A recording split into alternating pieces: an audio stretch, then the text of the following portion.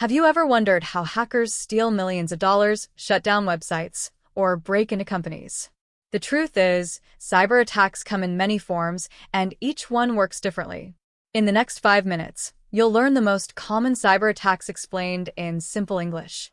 Whether you're a student, developer, or just someone who uses the internet every day, understanding these attacks can help you stay safer online. Let's begin. First, ransomware. Imagine turning on your computer one morning only to find every file locked. Your photos, documents, and work files are encrypted, and a message appears demanding money to unlock them. That's ransomware. It infects a device, encrypts important files, and demands a ransom, usually in cryptocurrency. Even if victims pay, there's no guarantee they'll get their files back. The best defense is keeping regular backups, updating software, and avoiding suspicious downloads.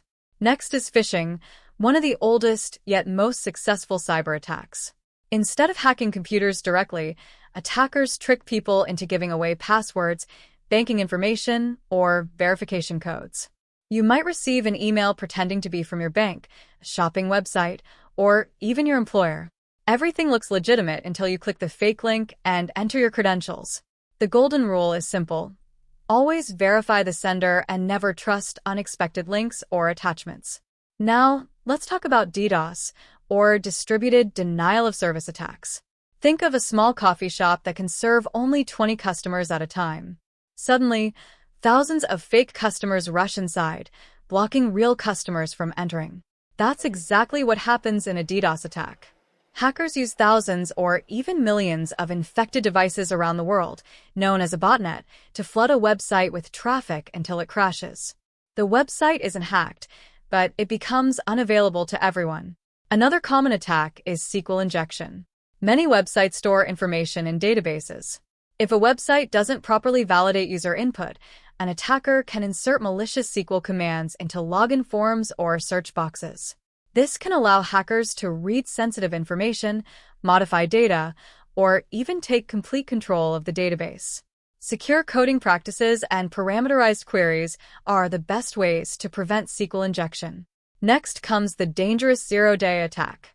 A zero-day vulnerability is a software flaw that even the software developer doesn't know about yet. Since there's no security patch available, attackers can exploit the weakness before anyone has a chance to fix it. These attacks are extremely valuable because they're difficult to detect and defend against. That's why security companies constantly search for vulnerabilities before criminals do. Another classic cyber attack is the man-in-the-middle attack, often called MITM. Imagine sending a private letter to a friend, but someone secretly intercepts it, reads everything, changes parts of the message, and forwards it without either of you noticing. That's what happens during a MITM attack. Attackers secretly intercept communication between two parties, especially on insecure public Wi-Fi networks. Using HTTPS websites, VPNs, and avoiding unsecured Wi-Fi can greatly reduce this risk.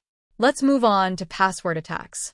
Weak passwords remain one of the biggest security problems. Attackers use techniques like brute force, where they try millions of password combinations, dictionary attacks using common passwords, credential stuffing with passwords leaked from previous data breaches, or keyloggers that secretly record everything you type.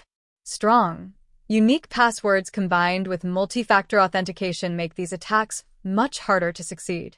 Finally, let's discuss supply chain attacks.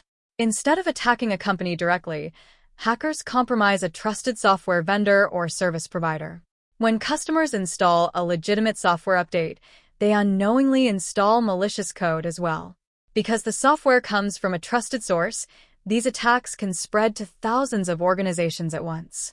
This makes supply chain attacks some of the most dangerous cyber threats in today's digital world. So, what can you do to protect yourself? Keep your operating system and apps updated, use strong and unique passwords, enable multi-factor authentication, avoid clicking suspicious links, regularly back up important files, and download software only from trusted sources. Cybersecurity isn't just about technology, it's about making smart decisions every day. Now you know how ransomware locks files, phishing steals credentials, DDoS floods websites, SQL injection targets databases, Zero-day attacks exploit unknown vulnerabilities. Man-in-the-middle attacks intercept communications. Password attacks crack weak credentials, and supply chain attacks abuse trusted software. The more you understand these threats, the harder it becomes for cybercriminals to succeed. If you enjoyed this video and learned something new, don't forget to like, subscribe, and turn on notifications for more simple technology and cybersecurity explainers. Stay curious, stay updated, and most importantly, stay safe online.